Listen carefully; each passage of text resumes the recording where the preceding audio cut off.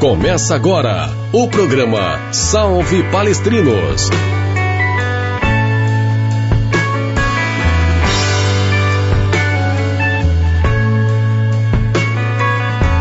Toda terça a partir das 20h30, a memória palmeirense tem voz aqui na Web Rádio Verdão.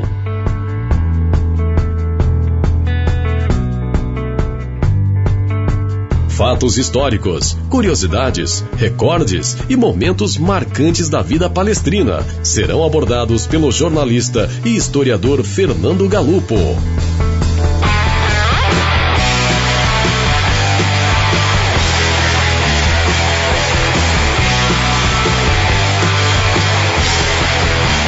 Esperamos sua interação e audiência. Web Rádio Verdão, a rádio do torcedor palmeirense, feita por palmeirenses.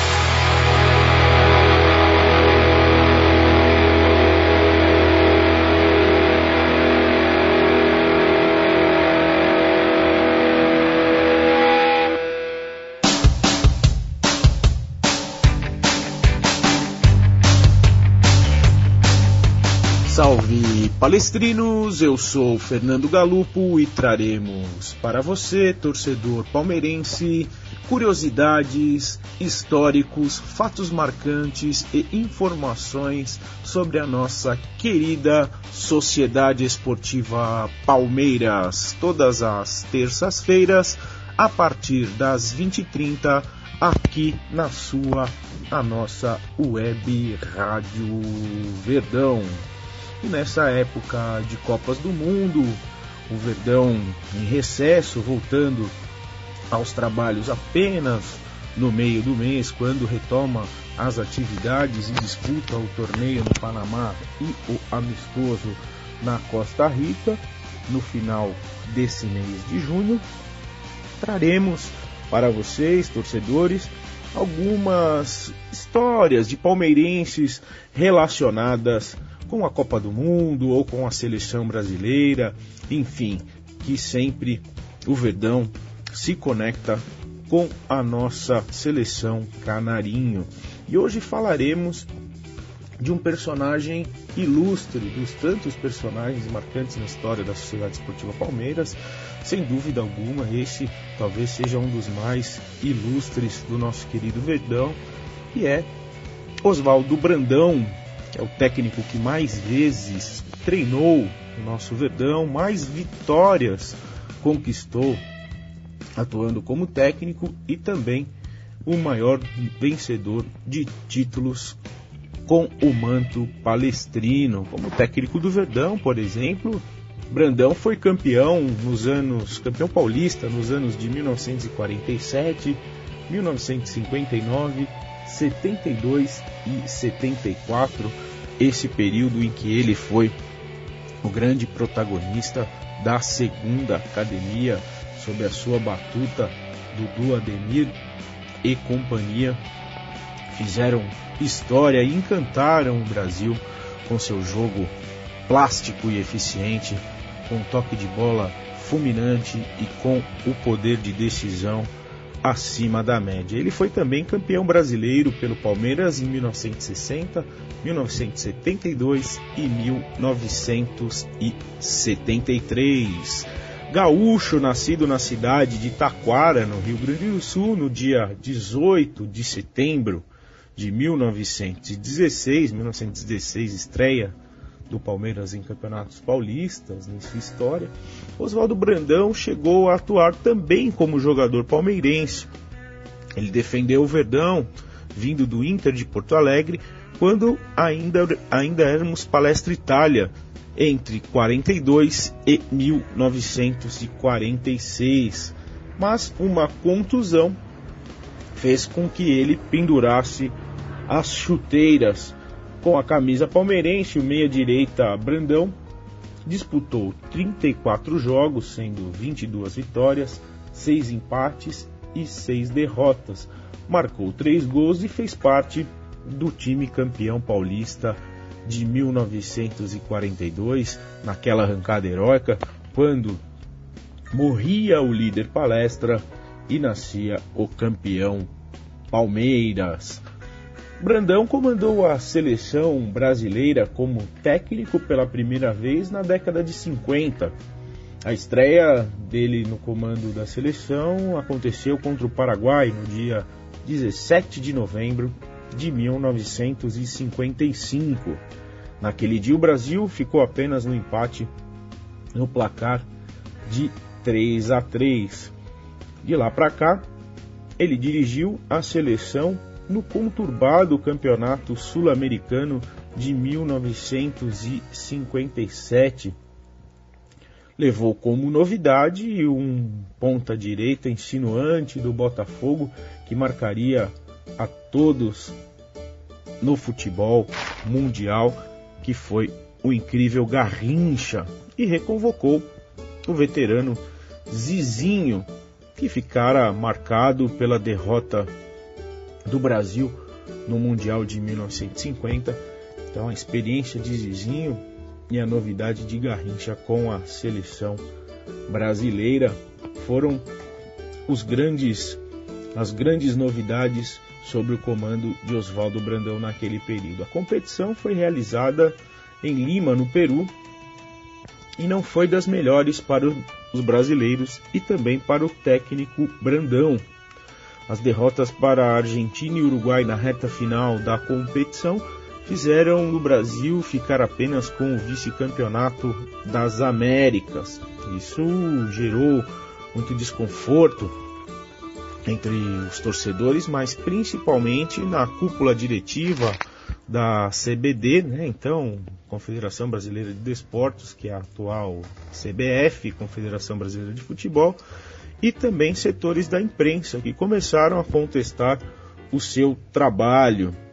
Mas, mesmo assim, pelo pouco tempo entre o fim do Campeonato Sul-Americano e o início, pela primeira vez, das eliminatórias sul-americanas para a Copa do Mundo de 58, os dirigentes da Confederação resolveram prestigiar o trabalho do Brandão. Ali lembrar que essa foi a primeira vez que o Brasil participava dessa fase seletiva de eliminatórias para uma Copa do Mundo, e coube ao Brandão ser o primeiro técnico brasileiro a disputar essa fase, essa etapa da Copa do Mundo, e conduzir a seleção à disputa da Copa do Mundo da Suécia, onde o Brasil viria a conquistar o seu primeiro título da maior competição de futebol do planeta.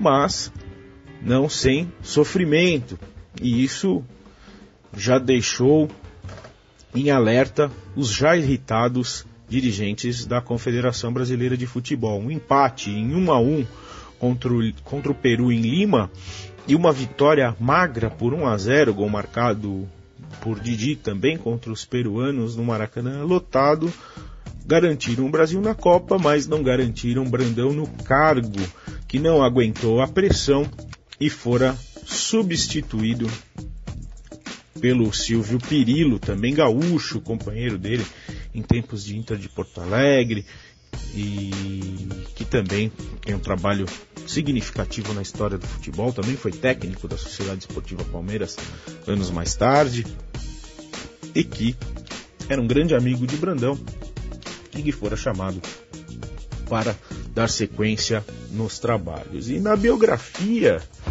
do Oswaldo Brandão, escrita em 2014 pelo jornalista Maurício Noriega, Brandão ele traz relatos de que o Brandão definia essa situação ocorrida por ele, da sua demissão da seleção brasileira naquela eliminatória, foi uma das maiores mágoas que ele carregou por toda a sua vida no que tange a questão do universo do futebol. Brandão, portanto, ficou marcado com essa situação de garantir o Brasil na Copa, tinha esperanças de conduzir o Brasil naquele Mundial de 58, mas por forças maiores ele teve a sua trajetória interrompida na seleção e isso gerou uma grande frustração, uma grande mágoa, que diz a biografia escrita pelo jornalista Maurício Noriega, que fora a maior frustração e mágoa desse brilhante treinador do futebol brasileiro e sul-americano, que teve glórias e mais glórias por onde ele passou, mas que essa marca ficou para sempre. Em meados dos anos 70, Brandão foi reconduzido à seleção brasileira. Teve uma nova passagem, né? Mas de novo não obteve o êxito esperado, aquela expectativa que se criou-se em torno dele. Ele acabou não suportando as críticas, principalmente da imprensa carioca, que pegou muito no pé dele, depois que ele convocou o lateral esquerdo Vladimir do Corinthians e preteriu o carioca Marinho Chagas, colocando o Vladimir como titular no jogo em que o Brasil empatou em 0-0 com a seleção da Colômbia pelas eliminatórias da Copa do Mundo de 1978.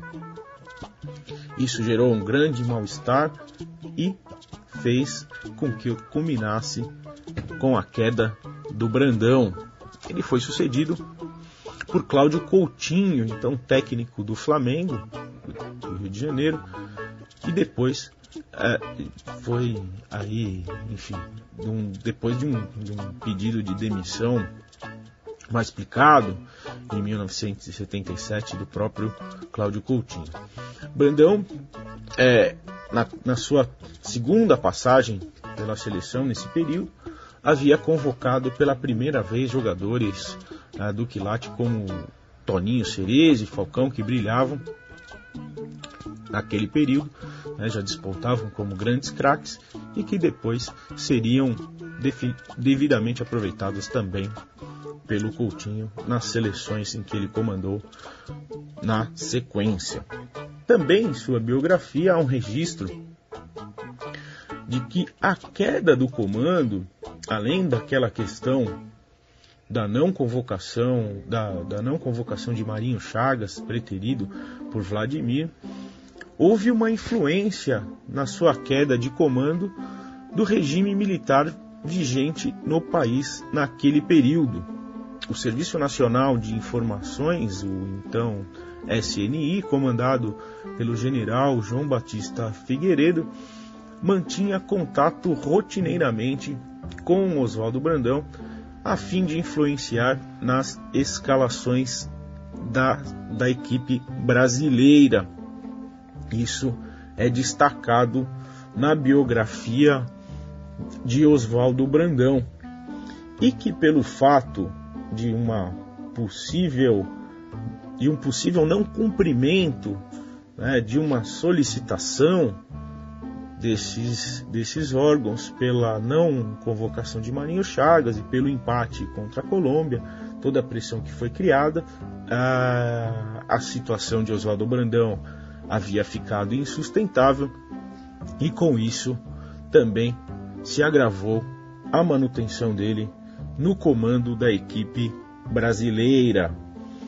Ao todo, em termos de seleção, Oswaldo Brandão conduziu a nossa seleção em 40 partidas como treinador do time canarinho.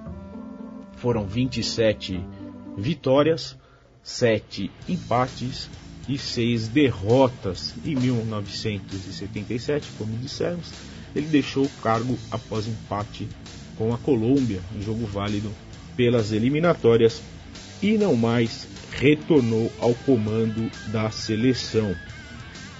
Títulos que podemos destacar de Oswaldo Brandão pela seleção brasileira foram a Taça Oswaldo Cruz em 1955, o torneio bicentenário da independência dos Estados Unidos em 1976, a Taça do Atlântico também em 1976 e a Copa Roca também em 76, no mesmo ano.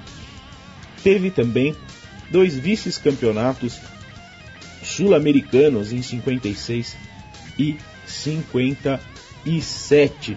Essas as principais passagens de Brandão, que como destaque também, além de Falcão e Toninho Cerezo, Roberto Dinamite e Zico foram as apostas do treinador em suas passagens, lançando esses atletas com a camisa da seleção brasileira.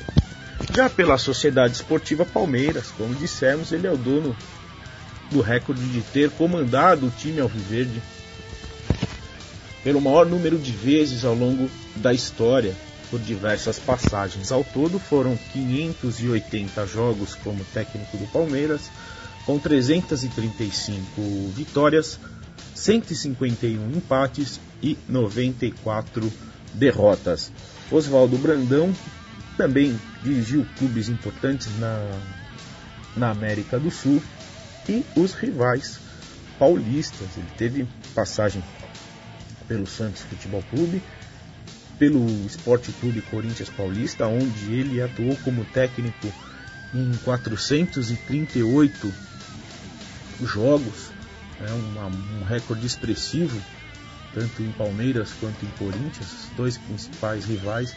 Oswaldo Brandão marcou a sua trajetória como um dos maiores treinadores dessas duas agremiações. No São Paulo Futebol Clube, Oswaldo Brandão fez também uma passagem marcante, com mais de 140 jogos no comando do tricolor paulista. Treinou também a Portuguesa de Desportos e o Santos, como dissemos, aí perfazendo todos os principais clubes do futebol paulista numa das maiores trajetórias de um comandante de futebol que a história do futebol brasileiro pôde registrar.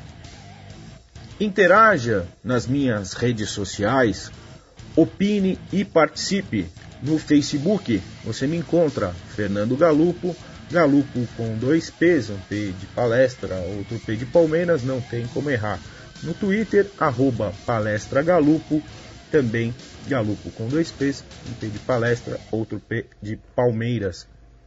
O e-mail, da mesma forma, palestragalupo, tudo junto, @gmail.com.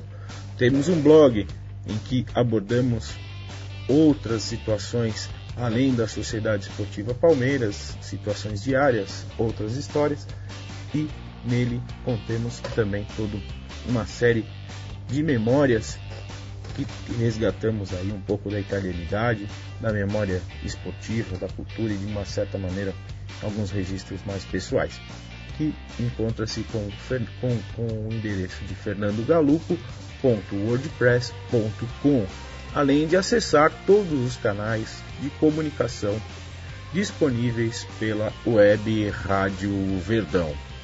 Salve palestrinos, onde a história sempre estará viva e terá a sua voz.